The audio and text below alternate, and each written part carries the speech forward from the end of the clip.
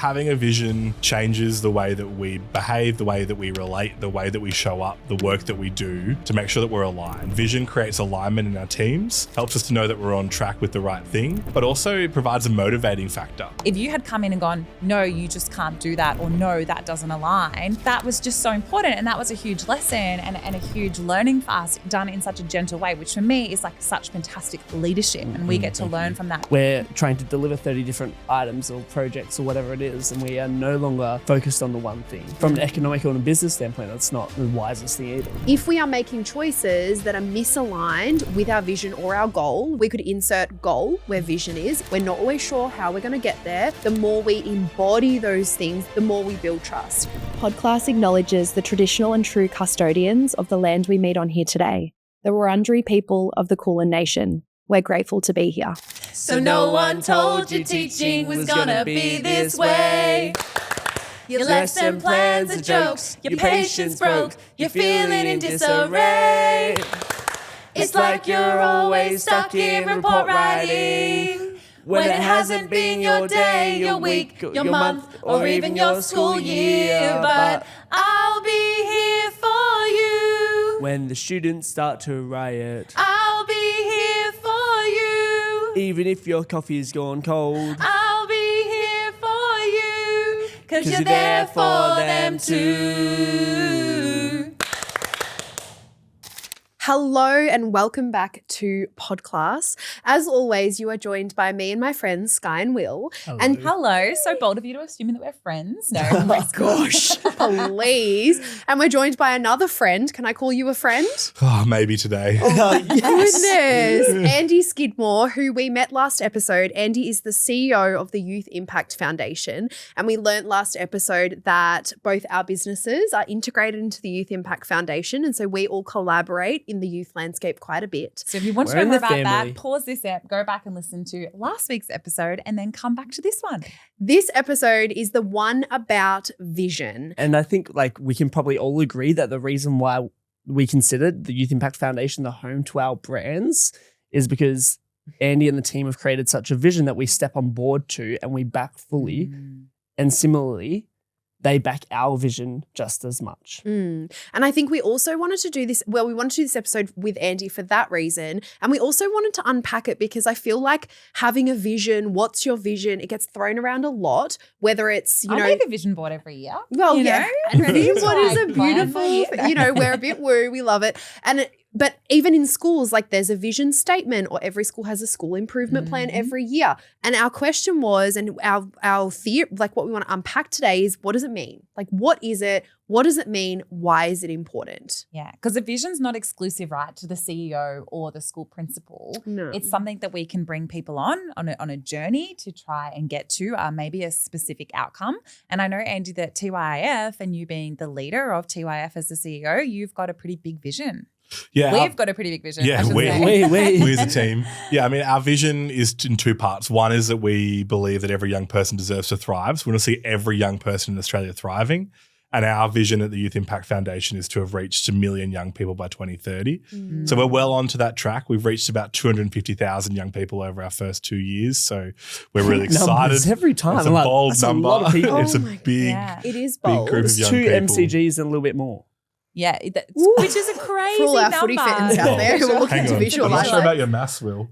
2 100 MCGs, 1 million young people. No, right now. Oh, right now. Right now. Oh, right now. Got it. 10 Oh, yeah. MCGs. I don't know what MCG We are is getting too. I was with you, Will. Thank Like- Amazing. So I guess, Andy, would love to know, that is our vision and it is quite bold, but we are on track, as you say.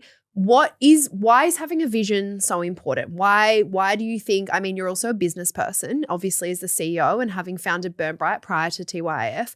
Like, why is having a vision so important? Yeah, well, I would say having a vision shapes your actions and your behaviours today. So having a vision for the future changes the way that we behave, the way that we relate, the way that we show up, the work that we do to make sure that we're aligned. Vision creates alignment in our teams, helps us to know that we're on track with the right thing, but also it provides a motivating factor. When a vision is big and bold and ambitious, we all know that we're working towards something that's bigger than ourselves. I think that creates a not only great team dynamic, but also gets us all on the same page with where we're going and why we're going there. And I think it also provides so much purpose. And I know, like, personally, if something doesn't feel purposeful to me, it's very unlikely I'm going to engage with it or feel motivated or passionate or driven to take action. So having that purpose is really important. Well, and what I also love about vision, yeah, you go. I was Will. going to say, what is it that makes a vision purposeful? Because it's all good and well having it up in a room or I was about on to a say website, this. but what Yes. actually makes it purposeful?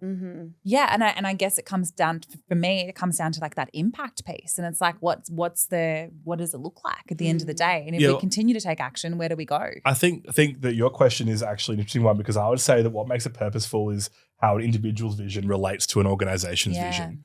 And I think that sometimes we feel like if we are working in an organization or a school, we have to give up our vision for the greater good of the company or organization's vision. But my question is, how do you relate your vision into the bigger picture? And if your vision doesn't relate into the bigger picture or the organization or the school's vision, then you're probably working out of sync, and that's really draining. Having an aligned vision personally and with your organization you work with creates that aligned purpose and is motivating. And it doesn't have to be a perfect match, right? No. It can be a contribution. Like I would say, like in youth engagement projects, like our personal vision of our brand isn't 1 million people by 2030, 1 million young people, but it is to obviously see the landscape transformed and youth engagement transformed. And we know that that is a contributing vision to the one that the Youth Impact Foundation has. So therefore, it's really inspirational to be on the journey because we're all contributing to the same thing. And I think yours is a perfect example of, like, to ensure every young person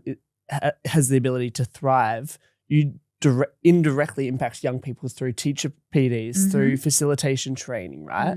Through all of those Well, things. from a YEP perspective, like I see that if we're working with young people, we actually need to work with the whole of community around young people to ensure that our young people are equipped for success. And that's why I'm so passionate about the work that you're doing, because whilst working with the young person is important, working with the whole of a young person and their community around them is important, and making sure that we're all bought into the vision for that young person is actually critical to their success. Yeah, nice. I feel like it could be, if you're listening and you're going, what is the vision of the organization I work for? Or what is the vision of my school? Or what are our current goals for this year? It could be a really great opportunity following this to find out and then do that exact reflection that Andy just recommended. Kind of go, well, what is your personal vision? Or to kind of translate that, what is your why? Like, what gets you up in the morning? Even if you're tired, like even if you're, your fuel in your internal vehicle is low, like what is it that makes you show up, that makes you turn up, and how is that connected to the broader vision of where you contribute? Yeah. And Because I vision, think that it's more there's than... I think that there's a flip side to that, is like,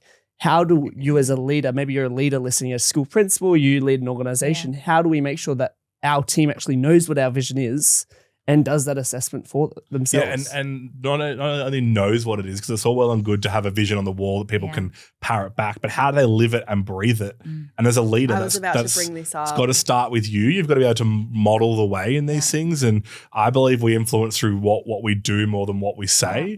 And we can say whatever we want, but if we don't copy that, then we're living out of we don't copy that with our actions. We're living out of integrity. Yeah. And so I think that as a leader, it's got to start with you in terms of role modeling the vision, but also finding ways to bring your team to life. I mean, one of the reasons why we're all here in the same room is that we're about to head away on our Youth Impact Foundation team retreat, offsite, whatever you want to call it, for 4 days, where we exclusively talk about vision and values for 4 days with our team.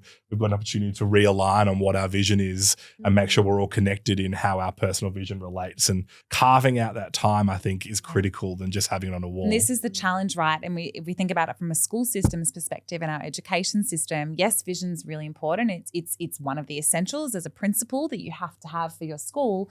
But we also know that it can become a really tokenistic ticker box thing that gets mentioned at the school meetings. It gets mentioned, in that last day of term PD when teachers are absolutely into their tether, they're exhausted. But let's talk about our values and make sure that they're aligned. And that's really challenging.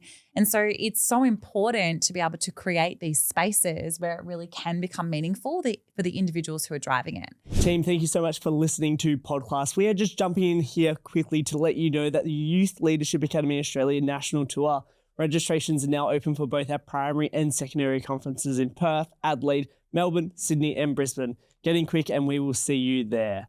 I'd love to share. I don't know if it's like relevant, but for me, one of my favorite things about vision and having vision is I find it actually really permission giving to say no. So if it's something that then doesn't align with like the vision or where it's headed, or it doesn't, it's not something that's in alignment. I feel like it's because I'm a yes person, right? I really struggle with saying no. That's something that I personally struggle with.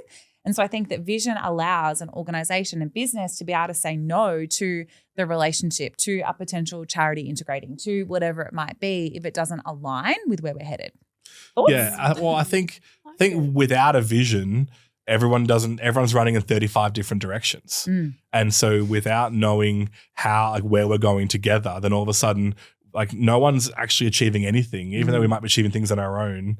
Doesn't help us to work just going to call out the three of us right here, right now, because we have definitely at times had conversations with you that is exactly this topic. It's like, because between the three of us, we come up with a lot of ideas, and let's be real, some of them can be pretty rogue. And we'll go to Andy and we'll be like, what do you think about this? And he's like, well, we just don't want to be running in 35 different directions. Like, what's our vision? What's our goal? It's our impact. This is our mission. Like, how does it align? Is it aligned? If it is, all in. But Let's can I go. also, Andy, I'm not going to call you out. I'm going to call you out in a positive way here. That was an incredibly, like, a huge moment for us in our business, being gently held in leadership that was a vision-based leadership to guide us to our own realization that some of our ideas that we're having don't actually align with what we want to achieve and the bigger picture of the impact that we want to have. Yeah. And we needed that. We needed someone to be holding the vision. And as the leader of the organization, you do that so effectively and so well. We needed someone to be able to hold that space for us to get to that realization. If you had come in and gone, no, you just can't do that, or no, that doesn't align, we would have had a very, I know for me, I would have been like, you're going to tell me what to do. Divide disorder. But, I will do it in my own way. I'll do it my way. But that was just so important. And that was a huge lesson and a huge learning for us, done in such a gentle way, which for me is like such fantastic leadership. And we get to learn from that and be around that. But I think vision is also important in how you communicate what you do, because if you're saying, we do X, but actually on all of your activities that you, or programs you deliver, you're actually doing Y, then there's an incongruency. And so making sure that what we tell the world we're doing and what we're then delivering, I think, need to align as well. And so I think that's really I also important. think it's a sustainability thing, right, as well. Because the moment that we're running in 30 different directions, we're trying to deliver 30 different items or projects or whatever it is, and we are no longer focused on the one thing. From an economical and a business standpoint, that's not the wisest thing either, right? Yeah, I think we call that like vision creep, this idea that you start with one thing and then you kind of chase the shiny object down the road, and you get a year down the road and you turn around and you go, hang on, this isn't what I started with. And so stopping vision creep is a really important role in my role, but also all of our roles, to make sure that we keep reminding ourselves, how is this aligned to the vision, and is it creeping away from what we actually, it can be 1 degree movements every time, but eventually once you've done 10 1 degree movements, you're 10 degrees off course. So you want to make sure that even the 1 degree movements are kept in check as a leader for our vision. I would love to explore the relationship between vision and trust. I think trust is such a huge part of, what we explore in our roles, however you contribute in the youth landscape, whether you're a teacher, a facilitator, or a CEO, whatever it is, and having that trust and building that trust. And I think there's a really strong relationship between trust and vision, because if we know our vision and we're moving towards that vision and our leadership is enacting that vision, it naturally embeds trust. If we are making choices that are misaligned with our vision or our goal, right? When we think about it from a personal perspective, we could insert goal where vision is. It's like the location, the destination we are heading towards. We're not always sure how we're going to get there. We have little intentions, we have strategies, we have KPIs, we have improvement plans. And we're moving towards that goal. And the more we stick to those things, the more we embody those things, the more we embody those actions, the more we build trust. And not just with each other, but with ourselves. Thoughts on the relationship between vision and trust, team? Yeah, I think it's inherent. Like, if you have to trust, take our example, you have to trust me that the vision that I'm setting with our organization is the right one. And then you've got to buy into that. And so if you don't trust me as a leader, or you don't trust your leader, and then you don't trust the vision that we're heading in together, then all of a sudden we're going to end up having 35 different visions. So really you're saying trust starts with you. We have to trust you. No. No, but I also think too, there's like this thing, right? It's like as a leader, how do you make that vision feel like it's collective and like it's not something that you've just sat in your little desk and your little laptop, tippity tapping away, and this is the vision. No, but like, how do you make that feel like it's something that like? How do we turn it into something tangible? Because It can be hard for our educators listening, right? Because our educators, a lot of them are working in schools that are over 100 years old, and the vision was set 120 years ago, and that vision is really important to their prior students or their alumni or their board or their foundations or founding members or they work in a government school where the vision's set for them. And so how to make a vision that's set for you come alive is also really important. And I think it's just about reminding and showing our team that often our vision lives in the day-to-day activities of the work we do. And it's reminding us that one of the things that I think is one of my weaknesses as a leader is I forget to celebrate the past success. And maybe there's a big part of vision is also looking backwards and saying, how much of our past success can we celebrate that's actually been our vision coming to life without us even realizing it? And then how does that set us up for the future? And I think what I love about what you said there also I think proves the point that that vision is like, yes, it's like that, maybe that hard goal or whatever it is, like the 1 million people by 2030, whatever it is. But how we actually get there and what we do to achieve that, we have to be flexible. It has to be, it's fluid and changing and adapting to the needs of our young people in that moment, because the wellbeing program that serves them today, they might need something different in 2 years' time based on what's going on around them. And I love that we can hold that same vision but still apply, like our day-to-day practice and things can change in order to reach it. And I think for everyone listening, I know for me previously, I've been guilty of this. There can be times, whether it's a staff meeting or a PD or something online, when this element of the business or the organization we work for gets addressed or gets shared, it's like typically a zone out moment, I feel, for a lot of people, Sorry, right? What did you just say? That was great. And I think instead of zoning out, let's lean in. And maybe it's not, let's say our vision was set a long time ago and we are actually as a community quite disconnected from it. What is the next best thing that's our North Star? Is it our growth plan? Is it our collective year level plan? Is it our improvement goals? Like, what is it that it's our next best North Star, and how are we embodying it? How are we enacting it? Because it's all about how do we move this forward? How do we impact more young people? It's not stagnant. No. How do we shift the landscape? And so if it is something that you're disconnected from, what is it that you are connected to? So tune in when those discussions are happening and notice what aligns with your personal vision and how can you find that purpose when you're contributing in your organization. Because we have to take some responsibility as either employees, team, or Of staff, course. just as much as our leadership's team to be able to provide that vision as well. Of course. Yeah, and I'd say for educators, it's also about like, what's the vision for my classroom? Like, how do I, and to reframe that question, it's how do I want young people or students to leave my classroom feeling?